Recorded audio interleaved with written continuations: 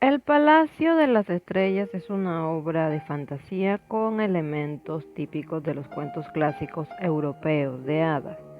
Nuestra protagonista Lily se despierta en una hermosa mañana. Las ilustraciones están muy lindas, por cierto.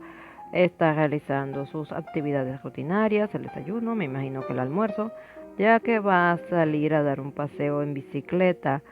Según pasa por lo que parece una pequeña ciudad, donde dos personas mayores la preguntan por a dónde va. Esta insiste que va al prado a buscar ingredientes. Ellos le dicen que tenga mucho cuidado, que no entre al bosque, y el señor le advierte que ha desaparecido una jovencita. Lily no le da demasiada importancia a lo que ocurre y se va.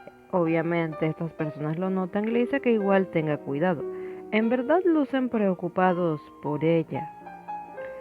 Bueno, Lily no le da así como dice importancia. Según ella, en esta ciudad nunca pasa nada, que es muy tranquila, que es algo así como los cuentos de hadas, son hermosos, pero que no son reales. Entonces ella siente que esta ciudad es así, que tampoco debería ser real, porque es demasiado tranquila. Algo así como si no hubiera escuchado que le dijeron que desapareció una chica, porque eso es que pasó algo grave. De hecho, también alguien por ahí mencionó que le parece que ella es una chica extraña.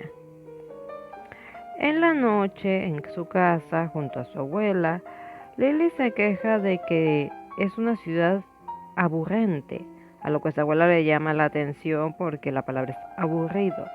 Lily bromea diciendo de que le parece que es una palabra divertida. No la culpo, aunque debo decir que la señora me agrada. No son palabras nuevas, solo incorrectas. Muy bien dicho, abuelita adorable. Además, le dice de que los seres verdes secuestran a los niños que solo piensan en divertirse. Lily le recuerda que tiene 19 años y que ya no es apta para secuestro, aunque dice que eso sería una aventura divertida en comparación al aburrimiento que siente en este momento. Creo que Lily necesita ir a terapia. Esos pensamientos no son correctos.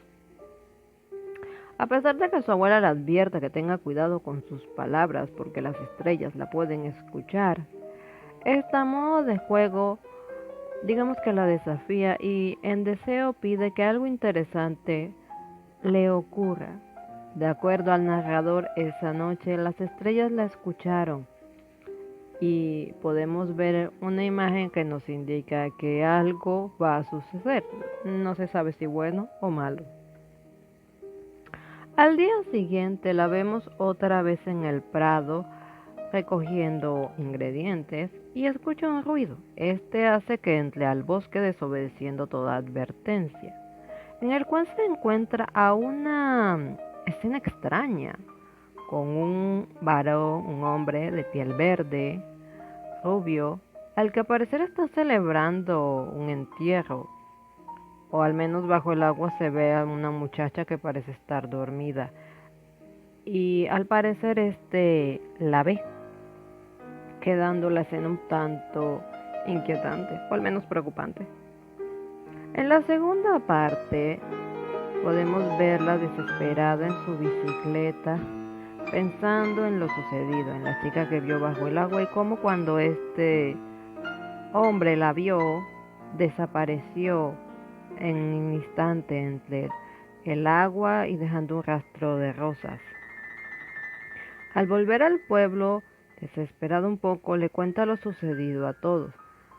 Pero las personas como que no saben cómo tomárselo.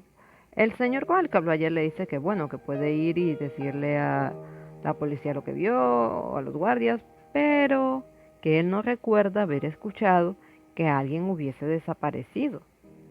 Esto obviamente confunde a Lily porque ella misma dice, él es el que le informó de la desaparición justo el día anterior. Ahora Lily se va indignada pensando en que absolutamente nadie va a creerle. Y una de las mujeres, la misma que dijo que era extraña, comenta que desde que su abuela murió se ha vuelto muy solitaria. Bueno, esto ya es macabro. Es decir, nos están dando a entender que la escena de la noche anterior ocurrió únicamente en la imaginación de la protagonista. y que estaba hablando prácticamente sola. Sí, esto confirma que la pobre necesita ver a un psicólogo con mucha urgencia, si me permiten. No es malo, yo fui a psicología. Bueno, continuemos. Por las fotos de la casa, de hecho, se puede ver que sí, efectivamente sus padres ya no están con ella. También podemos darnos a entender que no los perdió a los dos a la vez. Primero fue la madre y segundo fue el padre, y quedando únicamente con su abuela, que ya se nos indicó que tampoco está con ella. A la mañana siguiente, decidida y molesta porque nadie le va a creer, nadie le cree lo que dice, decide salir al prado, llevándose varias herramientas con ellas, lo que incluye una pala. Y parece estar haciendo lo mismo de buscar ingredientes o está intentando tenderle una trampa a ese sujeto, quién sabe. Lo cierto es que tras un rato se lo encuentra con él, ahora portando una armadura antigua, aunque eso sí, yo no sé mucho de épocas, no tengo idea si esa es una armadura de la Edad Media, de antes o después.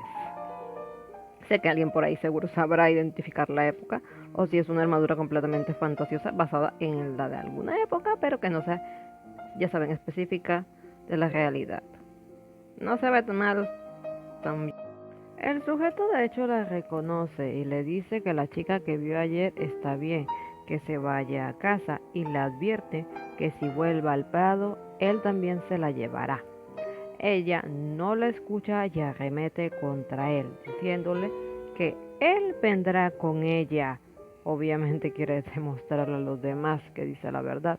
Ahora, alrededor de ella, primero en el suelo se ve como unas piedras que brillan y luego hasta ella misma parece haberse elevado, mientras todo a su alrededor cambia tomando un aspecto completamente diferente, como si hubiese sido transportada a otro mundo distinto.